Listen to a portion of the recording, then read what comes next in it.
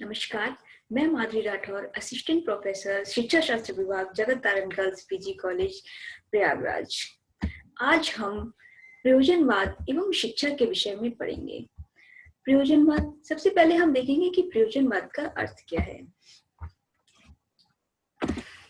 प्रयोजनवाद एक आधुनिक अमेरिकी दर्शन है। इसका विकास जो है वो अमेरिका में हुआ था। इसका उत्पत्ति अमेरिका से मानी जाती है। एक आधुनिक अमेरिकी दर्शन है। 20वीं शताब्दी में प्रयोजनवाद का उदय हुआ है। हालांकि प्रयोजनवाद सदैव से रहा है, लेकिन इसका सबसे अधिक विकास 19वीं से 20वीं शताब्दी में हुआ। प्रयोजनवाद को अंग्रेजी में प्रैग्मेटिज्म कहा जाता है। प्रैग्मेटिज्म शब्द की उत्पत्ति ग्रीक शब्द प्रैग्मेटिकोस से मानी जाती है। प्रैग्मेटिकोस शब्द प्रैग्मा से निकला है, जिसका अर्थ है किया गया कार्य, अ थिंग डन, अथवा प्रभावी कार्य, एन इफेक्टिव एक्शन। प्रैग्मेटिज्म शब्द की उत्पत्ति लैटिन भाषा के प्रैग्मेटिकस से मानी जाती है, जिसका अर्थ है व्यवहारिकता। उपयुक्त शब्दों के अर्थों से स्पष्ट है कि प्रैग्मेटिज्म का शाब्दिक अर्थ हुआ व्यवहारिकता, प्रैक्टिकल होना। इस प्रकार प्रयोजनवाद वह दर्शन है जिसके अनुसार सिद्धांतों की सत्यता का निर्णय वस्तुओं तथा तथ्यों के व्यवहारिक परिणामों के आधार पर होता है। जिसे हम प्रैक्टिकल रूप से सिद्ध कर लेते हैं, वही सत्य है। प्रयोजनवादी दर्शन का यही मूल उद्देश्य है कि जो कुछ भी व्यवहारिक रूप से सत्य है, उसी को ही सत्य माना जाता है। प्रयोजनवाद एवं शिक्षा, प्रयोजनवादी दर्शन ने शिक्षा को बहुत अधिक प्रभावित किया है।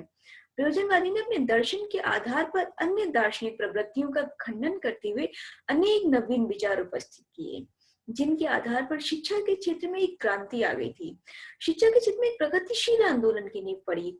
प्रयोजनवादी शिक्षा मनुष्य में वे सभी क्षमताएं उत्पन्न करती है, वे सभी कैपेसिटीज को उत्पन्न करना चाहती है, जिनसे कि वह अपने प्राकृतिक एवं सामाजिक वातावरण से समायोजन कर सके तथा अपने अनुभवों के आधार पर उनमें परिवर्तन कर सके, उनमें अपने अनुभवों के आधार पर बदलाव भी ला सके।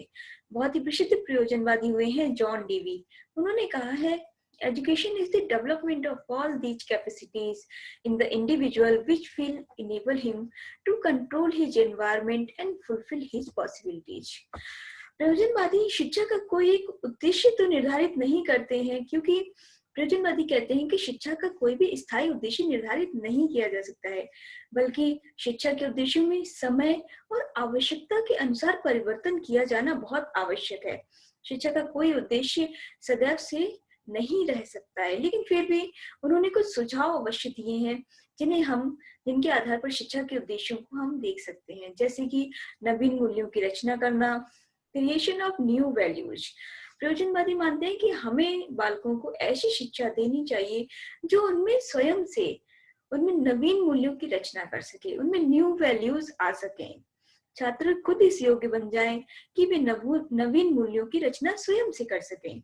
इच्छाओं को पूर्ण करना, टू फुलफिल हिज डिजायर्स। हमें शिक्षा ऐसी देनी चाहिए, शिक्षा ऐसी होनी चाहिए जो हमारे बालकों की, हमारे छात्रों की रुचियों को ध्यान में रखे और उनकी आवश्यकताओं के अनुसार हम शिक्षा दे सकें। गतिशील एवं लचीले मस्तिष्क का विकास, cultivation of a dynamic and adaptable mind. हमें छात्रों में ऐसी शिक्षा देनी चाहिए जिससे कि छात्रों में गतिशील और लचीले मस्तिष्क का विकास हो सके, वे रचनात्मक बन सके, क्रिएटिव हो सके।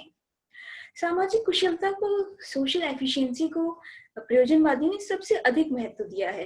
उन्होंने कहा है कि हम ऐसी शिक्षा अपने छात्रों को दें जिससे कि छात्र सामाजिक रूप से बहुत ही कुशल बन सके, वो सामाजिक रूप से समायोजन कर सके, सोशल बने, उनमें सामाजिक गुण उत्पन्न हो, जैसे कि दया, प्रेम, क्षमा, भाईचारा, सहानुभूति।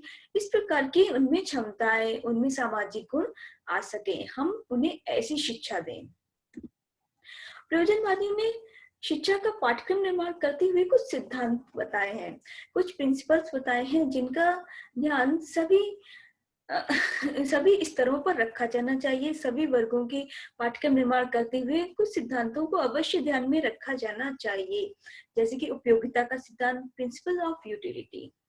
सबसे पहले तो हमें ऐसा पाठ्यक्रम बनाना चाहिए जो कि वर्तमान और भावी दोनों ही समय को ध्यान में रखे, यानी कि छात्रों की वर्तमान आवश्यकताओं और छात्रों के भविष्य की आवश्यकताओं, भावी जीवन को भी ध्यान में रख सके, जिससे कि वह जीविकोपार्जन के योग्य भी बन सके, इसलिए उपयोगी हो। हमारा जो पाठ्यक्रम हम जो छात्रों के लिए बनाए, निर्धारण किया जाए, वो छात्रों के लिए बहुत ही उपयोगी होना चाहिए, उनके जीविकोपार्जन में सहायक होना चाहिए।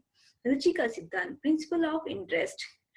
हमें हर वर्ग के छात्रों की रुचियों का ध्यान रखा जाना चाहिए पाठ्यक्रम का निर्माण करते समय, चाहे वो किसी भी स्तर के छात्र हों, चाहे वो छोटे स्तर के छात्र हों या फिर हायर एजुकेशन के छात्र हों, लेकिन उनकी इंटरेस्ट का, उनकी रुचियों का ध्यान सदैव रखा जाना चाहिए। क्रिया का सिद्धांत, प्रिंसिपल ऑफ एक्टिविटी।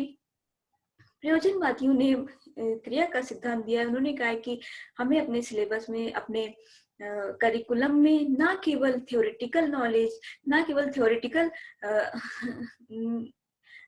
शामिल किया जाना चाहिए, बल्कि प्रैक्टिकल सब्जेक्ट भी हमें शामिल किए जाने चाहिए, प्रैक्टिकल एस्पेक्ट को भी हमें उसमें शामिल करना चाहिए करिकुलम में। अनुभव का सिद्धांत, प्रिंसिपल ऑफ एक्सपीरियंसेस।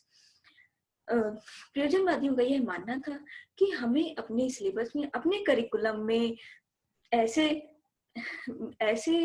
एक्सपीरियंसेस को डालना चाहिए जिससे कि छात्र सामाजिक बन सके, यानी कि केवल वो पढ़ाई से संबंधित ना हो, बल्कि थोड़ा सा प्रैक्टिकल वर्क हो शामिल, या फिर सोशल वर्क उसमें शामिल अवश्य हो। एकीकरण का सिद्धांत, प्रिंसिपल्स ऑफ इंटीग्रेशन।